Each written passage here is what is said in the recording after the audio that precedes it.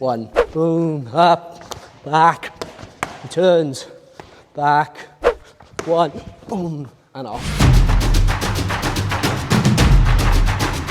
He's done this quite a lot in sparring and stuff, so he's like this. Okay, I'm going to watch him and wait for my opportunity. Up, back down, up, back down. You might move backwards in this one, and then I kick like that, okay? So I'm here, up, and then it's up and over the top, yeah? Up, over the top. I'm trying to get my heel just to slap across his face. Up, over the top. The other one you could do is, a lot of the time, when you grab a hand, what do people do? Yeah, they pull it back. But instead of pulling the hand back, they just move their body back. Yeah, so if I pull this one and then he moves his body back, we've done this quite a lot in sparring and stuff. So he's like this. Okay, I'm going to watch him and wait for my opportunity. Up, back down, up, back down. You might move backwards in this one, and then I kick like that, okay? You can use their own hands to keep yourself balanced, yeah? So I'm going to use his hand to help me up because he's so bloody tall, yeah? Or, if I can't reach like that, he stays tall, I'm just going to flick my leg up. It's like holding someone's hand. If he stands like this, it's a lot harder for me to do it like that than like that, yeah? So I'm in tight, I might be trying to distract him.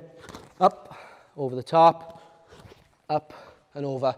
Either like window wiper or 45-degree kick. Okay, quite an advanced technique. We're going to go into a 1, 2, very simple, yeah? 1 step up, 2. Depending on how comfortable he is with the stance, we can determine to what level he'll move it back or kicking the leg. Yeah, some people will just do this and then move back, do it again. Other people will change it southpaw. But the point is he's going to move his leg back. We're just going to take advantage of it. So we're going to go 1, 2 as he steps back. I'm going to step to the side. The degree which I step to the side is relative to how far he goes back. So if I'm doing this, yeah, I'm stepping here, what am I going to do? Spin back in all.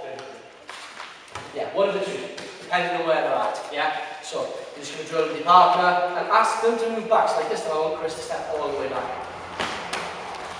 That time I'll use that. Step back. And I'll use that. Change wherever it is, yeah? So step back far. Boom. Closer. Yeah? I want it to be very fluid in the movement, so we'll do it. Switch, watch. Step. Step. As soon as I land, I need to make a decision as to what I'm doing. Don't just stand there. If you do spinning back kick, step out. You can jump if you want as well. Jump will work really nice. Go 1, 2, there, and then do that. Up to you. Any questions on that? No? Do it. Bam, bam, bam. Everything needs to be the same speed. Nothing is faster than anything else, yeah? And again, step back far from your shoulders. Give me more movement.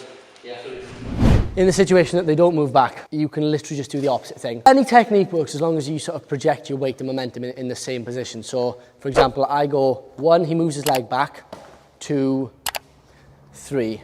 I can do the same thing in reverse if I move backwards. So I can go 1, 2, 3 if he decides not to move back. It's the exact same thing. There's no difference, yeah?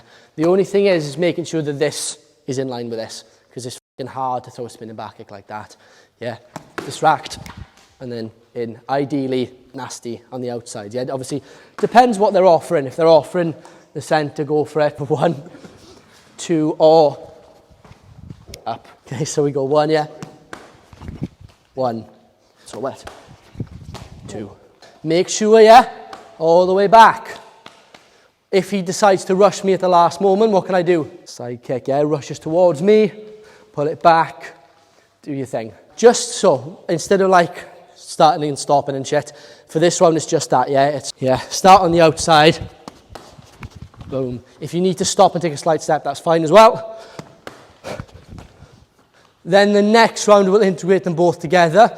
Your reaction is based on what they do. Yes, I'm here. Next time, he'll put his foot behind, and then I'll step. Next time he'll put his foot behind, but he won't move much. Make sense?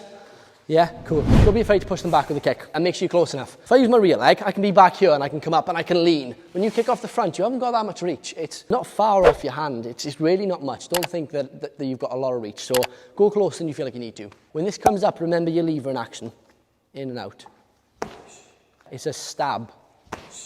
Bit different points of the foot, the ball, the heel, like whatever you're doing. Again, emphasis is just to make sure they react. When you're doing this next kick, the motion is literally this goes to here. I kick and attack up onto the hamstring. It's very, very simple. 1, up, back down. It's a slap to the back of the leg, which generally just hurts more. So, push, up, slap. From here, I've moved off. I want to go this way, so I'm just going to do it again. 1, 2, back down. Really simple. I just want to get that sort of skipping motion into play more, okay?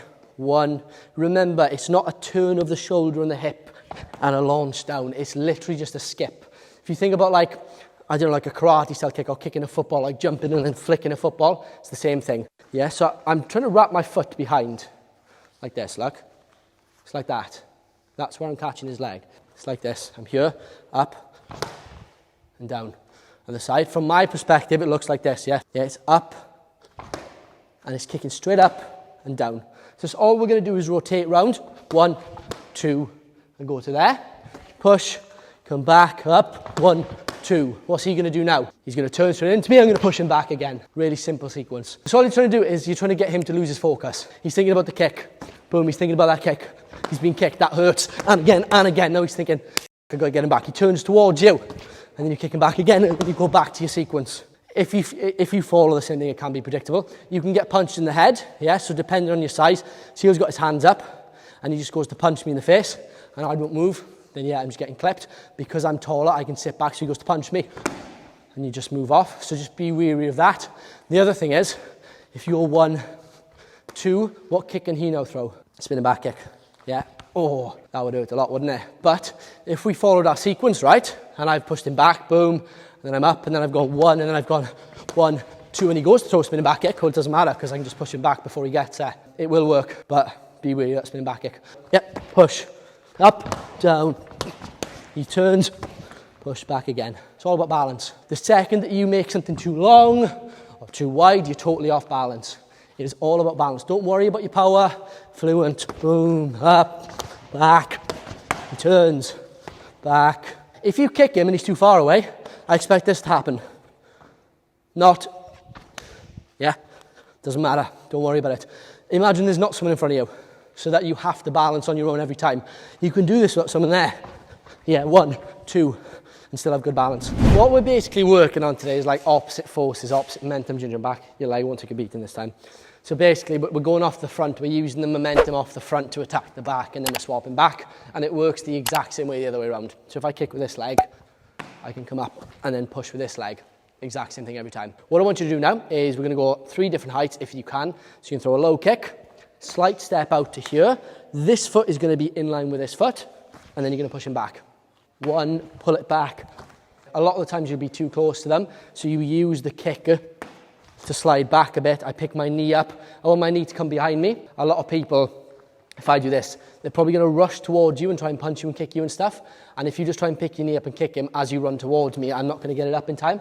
So as long as I pull my knee back and he runs towards me, I can lean and then properly kick him back and score. So the emphasis here is really on getting the knee behind you. Otherwise, nothing's going to work. So once you've done your low kick, you step to here. Stay there for now. Okay, but just pull your knee up and behind and then kick. Does not matter if your foot's straight, if it's to the side, if it's 45 degrees, don't care. That's all I care is your legs are in line and they're moving backwards. Who gives a shit? The best kick is the one that lands. Don't matter what it looks like, as long as it lands, it's good. Once you get into that then, yeah, 1, then they can come towards you, and then you can pull your knee back and score. Even that, right, if you hit them in the arm with a heel, it gives you a dead arm, like that, literally, yeah? 1, back, pull. Doesn't matter how close they get to you, as long as you need, like, if he's here, if we're like this, I need to just go, pull my knee back, and then you can still do it every single time. Then what we're going to do, put your hands up for me. I'm going to kick to the body. 1, then he comes in towards me, and then I'll do that one. We'll do the same with the head. 1, he comes towards me.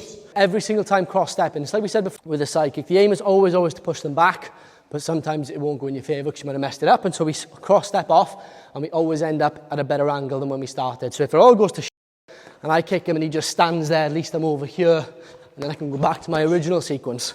Do it a little bit faster. Yes, so I'm watching him, so you're going to rush as soon as I kick. 1, boom, and off. Watching him, 1, and step off. When I roll and I step and I come to here, I need to be grabbing onto the hip, and my head needs to stick to his back. Then I step and spin off, and then I want to put the pressure onto him. When we're rolling under punches, let's say I'm here, yeah, I'm up against the wall. Everyone come around, make sure you can see me. I'm like this, I'm up against the wall, so I'm in a really place, yeah, and I'm trying to survive, but it's really not going well. Now, I need to roll under Chris's punch, but I also want him to end up there as well. So, as the punch comes in, okay, yeah, hook, I turn, and when I step and roll, as I roll, I'm going to take my hand, I'm going to go to the back of his hip there, and hug onto him, so that as I spin and move, I can turn him, and then come back into my stance. 2 variations. You guys know what an arm drag is. Same rule as an arm drag. So, when this comes in and I block and I roll here, if they're bigger than me, I'm just going to use him, and I'm going to pull myself round. If he's a lot lighter than me, it's going to be the other way around. If it's 50-50, then we try and do the same. Works both sides. Things we need to think about at different points of leverage. So come a little bit closer for me. So as I'm rolling, yeah, if I go here and then I go to roll and I like grab his arm or something like that, he can just wiggle out, push me off. Really easy for him to do. So I need to, when I roll and I step and I come to here, I need to be grabbing onto the hip and my head needs to stick to his back. Then I step and spin off, and then I want to put the pressure onto him.